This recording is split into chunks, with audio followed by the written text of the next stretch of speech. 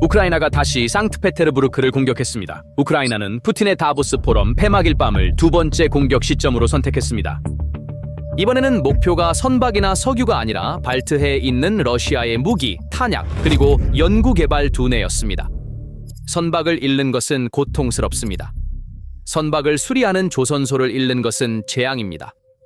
그러나 무기를 만드는 무기고와 무기의 두뇌를 설계하는 연구소를 동시에 잃는 것은 해군의 미래를 잃는 것입니다. 400대 이상의 드론이 러시아 영토에 진입했습니다. 러시아 국방부는 376대의 드론이 격추되었다고 주장했습니다. 사실이라 하더라도 수십 대의 드론이 목표에 도달했으며 레닌그라드 주지사 드로즈덴코는 이 작전을 전례 없는 일이라고 설명했습니다. 젤렌스키는 공격 몇 시간 후에 연설했습니다. 그의 메시지는 분명했습니다. 우크라이나 드론이 적의 해군 무기고와 기지에 도달하기 위해 1000km를 비행했습니다. 제25 무기고는 평범한 창고가 아닙니다. 러시아 국가 등록부에서는 전략적 기업으로 분류됩니다.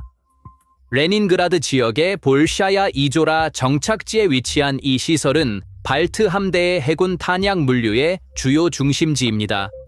그 기능은 무기 저장, 유지 보수 및 수리, 탄약 폐기 및 작전 부대로의 이전입니다. 무기 저장, 칼리브르 3M14 순항 미사일은 2500km 사거리로 함선과 잠수함에서 발사 가능하며 러시아의 장거리 해상 타격 능력의 중추입니다. 6월 6일 밤 우크라이나 드론이 이 시설을 공격했습니다. SBU가 공식 확인을 발표했습니다.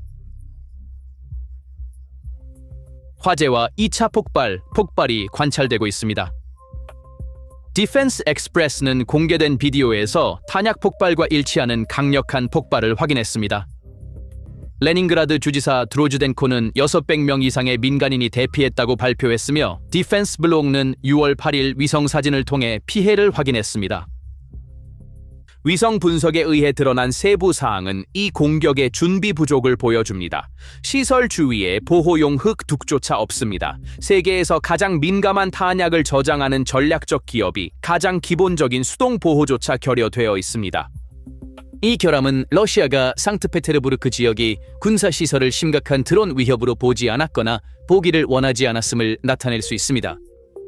이 공격의 전략적 차원을 이해하려면 칼리브르 미사일이 무엇을 의미하는지 생각해봐야 합니다. 칼리브르 3M14는 러시아의 장거리 해상대지 공격 능력의 주요 무기입니다. 발트 함대의 초계함과 잠수함에서 발사되어 유럽 깊숙이 도달할 수 있습니다. 만약 이 미사일의 재고가 불타고 있다면 발트 함대의 장거리 공격 능력은 사실상 사라지고 있는 것입니다. 어로의 재고가 불타고 있다면 잠수함과 수상함은 무장 해제됩니다. 기로의 재고가 불타고 있다면 해상 차단 능력이 감소합니다. 보급 주기가 끊어지면 전투력이 지속 불가능해집니다. 엑실라 노바 플러스 오픈소스 분석 채널은 제25 아스날을 발트 함대를 위한 해군 탄약 어로의 미사일 무기를 저장, 수리, 유지 및 폐기하는 전략적 시설로 설명하며 이 공격을 레닌그라드와 러시아에 계획된 비무장화의 일환으로 규정합니다. 칼리브르 3M14 미사일 한 발의 무게는 약 1770kg입니다. 저장된 모든 미사일, 어로회, 그리고 기로회와 함께 이 시설의 총 탄약 적재량은 5,000톤을 초과할 수 있습니다. 이 양의 탄약 폭발은 시설 자체뿐만 아니라 주변 인프라, 저장소, 그리고 정비 작업장에도 피해를 줍니다. 600명의 민간인을 대피시키기로 한 결정은 이 위험의 심각성을 보여줍니다. 그리고 6월 6일 밤에 가장 덜 알려졌지만 잠재적으로 가장 파괴적인 목표는 이 센터였습니다. NII 모르테플로, 정식 명칭 해양열공학 연구소는 소련 해군을 위한 장거리 열 어뢰를 개발하기 위해 1948년에 설립되었습니다. 76년의 연구 개발 유산, 러시아 수중 무기 기술의 두뇌, 이 연구소는 상트페테르부르크의 로모노소프구 체르냐홉스키 거리 44번지에 위치해 있습니다. 아스트라 오픈소스 정보 채널은 6월 6일 아침에 지역 주민들이 촬영한 사진과 비디오를 분석하여 연기의 출처를 이 정확한 주소로 국한했습니다. 연구소 건물이 위치한 지역에서 연기가 피어오르고 있었습니다. 공식적인 확인은 아직 없습니다. 우크라이나와 러시아 모두 이 목표를 명확히 확인하지 않았지만 사진, 비디오, 그리고 오픈소스 정보는 일치합니다. 이 연구소가 무엇을 생산하는지 이해하고 공격의 잠재적 규모를 파악하기 위해 제품 목록을 보는 것만으로 충분합니다. 피직 1. 2003년부터 생산된 현대식 중형 어뢰 533mm 구경, 시속 50노트 이상, 50km 사거리, 러시아의 표준 잠수함 어뢰로 사용됩니다. 피직2, 러시아의 가장 진보된 어뢰는 2017년에 실전 배치되었으며 속도는 시속 60노트를 초과하고 수심 500m 이상의 깊이에서 작동할 수 있으며 유선 유도와 능동 및 수동 음향, 그리고 항적 유도 시스템을 갖추고 있습니다. 위키피디아에 의해 확인된 중요한 세부 사항으로 피직2는 수출이 금지되어 있습니다. 러시아 해군만이 사용합니다. 이 어뢰는 러시아의 가장 민감한 수중 기술 중 하나입니다. 외국의 손에 넘어가는 것을 방지하기 위해 수출이 완전히 금지되었습니다. 그리고 피직2가 사용되는 플랫폼은 이 공격의 전략적 깊이를 보여줍니다. 보레이 A급 SSBN, RS-28 사르마트와 불라바 핵탄도 미사일을 탑재한 잠수함은 나토 헌터킬러 잠수함으로부터 피직2 토피도로 자신을 보호합니다. 야센 M급 SSGN, 칼리브르와 오닉스 순항 미사일을 탑재한 핵 잠수함은 피직2호를 어로의 무기로 사용합니다. 이 잠수함들은 바렌츠해와 북극을 순찰하며 러시아의 핵 2차 타격 능력을 보유하고 있습니다. 파켓 ENK는 같은 연구소의 또 다른 중요한 제품으로 반어로의 시스템이며 물속에서 접근하는 나토 어뢰를 저지하기 위해 설계된 대항 무기입니다. 이는 적의 어뢰로부터 러시아 군함을 보호하는 방패 역할을 하며 엠바즈보 반어로에도 같은 곳에서 개발되고 있습니다. 여기에는 매우 중요한 차이가 있습니다. 군함은 2-3년 안에 건조될 수 있습니다. 러시아의 조선소는 이것이 가능합니다. 그러나 어로의 연구 개발 능력은 수십 년의 축적에 달려 있습니다. 전문 인력, 프로토타입 데이터, 시험 인프라, 재료 과학, 유도 알고리즘, 이 모든 것이 한 건물에 집중되어 있습니다. 배는 다시 건조할 수 있습니다. 그러나 어뢰 과학은 최소 10년에서 15년 없이는 재건할 수 없습니다. 이 연구소에 대한 잠재적인 피해는 공격 능력뿐만 아니라 방어 능력에도 영향을 미칩니다. 피직2가 실패하면 보레이와 야세는 새로운 어뢰를 받을 수 없습니다. 만약 파켓 ENK 연구 개발이 실패하면 러시아 해군 전체가 나토 어뢰에 노출됩니다. 공격 능력과 방어 능력 모두가 하나의 기관에 집중되어 있습니다. 이러한 집중은 평시에는 효율성을 제공하지만 전시에는 치명적인 취약점을 만듭니다. 이 3중 타격의 첫 번째이자 가장 구체적인 반영은 아마도 칼리닝그라드에서 볼 수 있을 것입니다. 칼리닝그라드의 A2AD 접근 거부 지역 거부 전략은 나토에 대항하여 세 가지 축으로 구성되었습니다. 첫째, 칼리브르 순항 미사일은 함선과 잠수함에서 발사되어 유럽 깊숙이까지 도달할 수 있는 사거리 2,500km의 장거리 타격 도구입니다.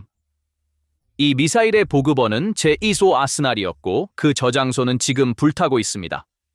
두 번째로 이스칸데르 탄도미사일은 지상 기반의 단거리 중거리 시스템이지만 이스칸데르 재고는 우크라이나 전선에서 빠르게 고갈되고 있습니다. 세 번째로 S-400 공중 방어 배터리는 여전히 활성화되어 있지만 이제는 세 다리 시스템의 유일한 남은 다리입니다.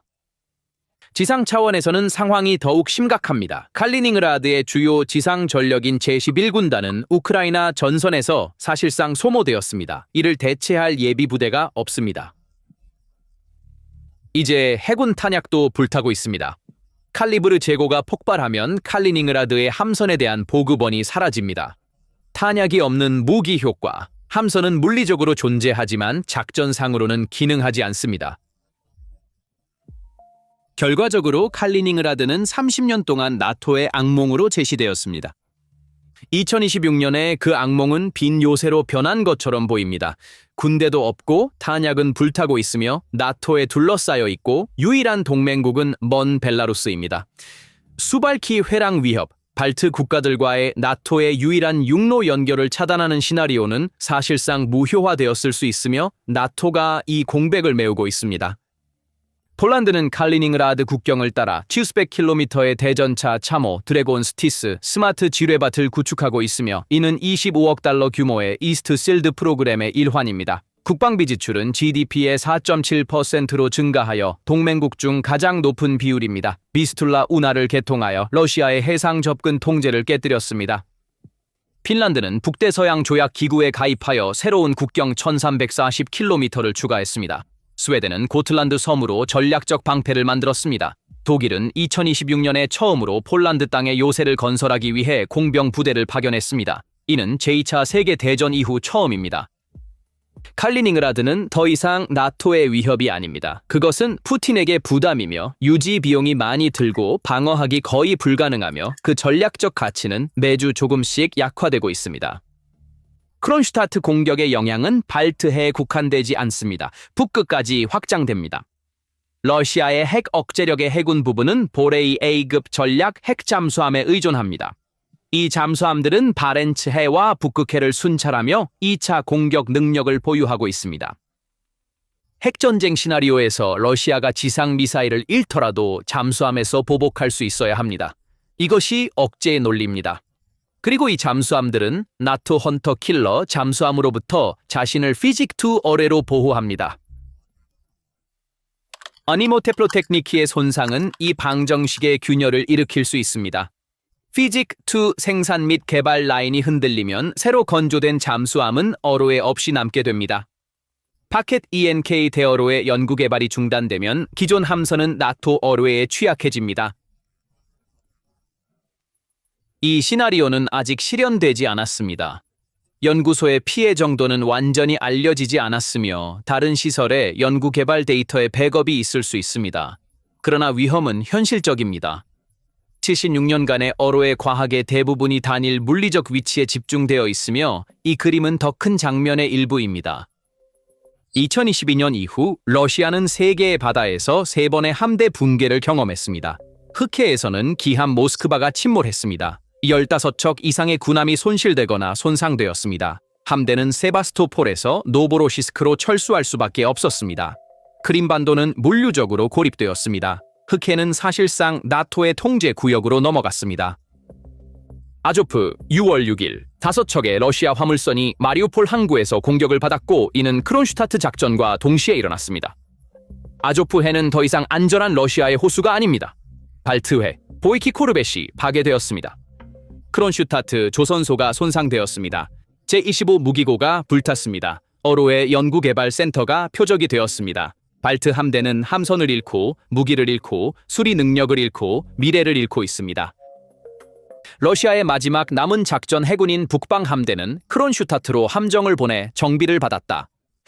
우달로이급 구축함 세베로모르스크는 정비를 위해 이 시설에 2023년 9월부터 2024년 11월까지 14개월 동안 머물렀다. 그 정비 라인은 이제 중단되었고 어로의 연구 개발을 수행하는 연구소는 발트해에 있었습니다. 북방 함대의 무기 공급도 이 타격 범위 내에 있습니다. 러시아의 4함대를 하나의 표로 평가하면 그 모습은 놀랍습니다. 흑해 함대는 붕괴되었습니다. 아조프에는 사실상 러시아의 호수가 아니게 되었습니다. 발트 함대는 삼중수리, 탄약 연구 개발 타격으로 마비되었습니다. 북방 함대는 작전 중이지만 유지 보수와 무기 공급 라인이 끊겼습니다.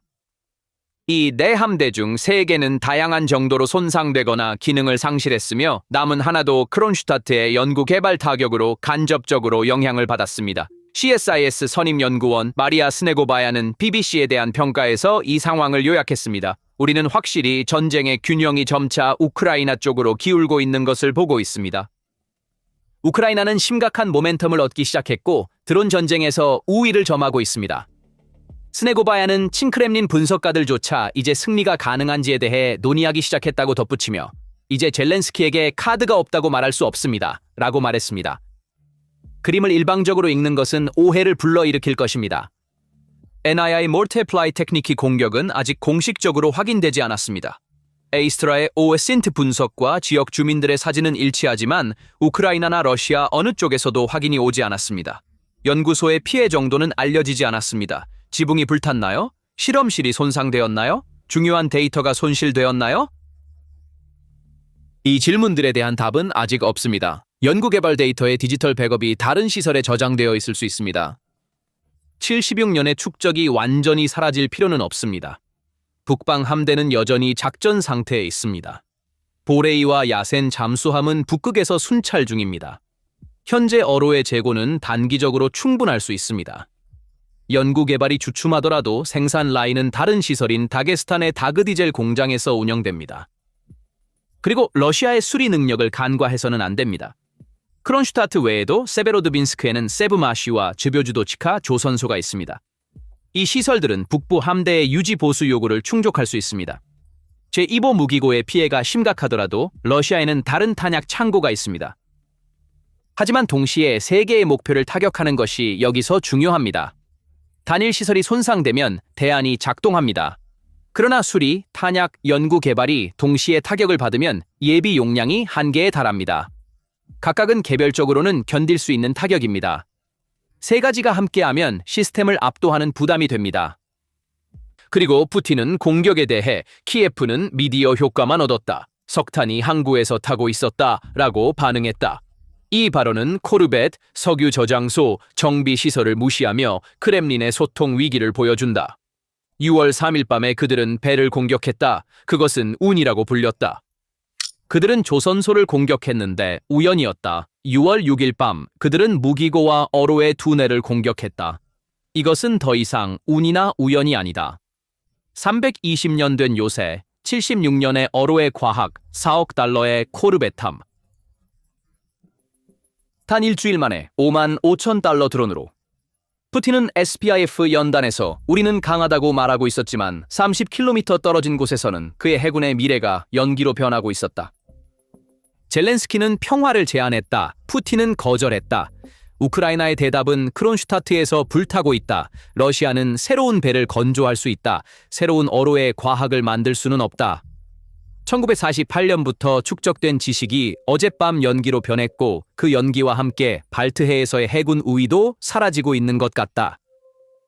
그래서 이것에 대해 어떻게 생각하시나요? 댓글로 공유해 주세요. 채널을 구독하고 알림을 켜서 PPR 글로벌의 최신 분석을 받아보세요.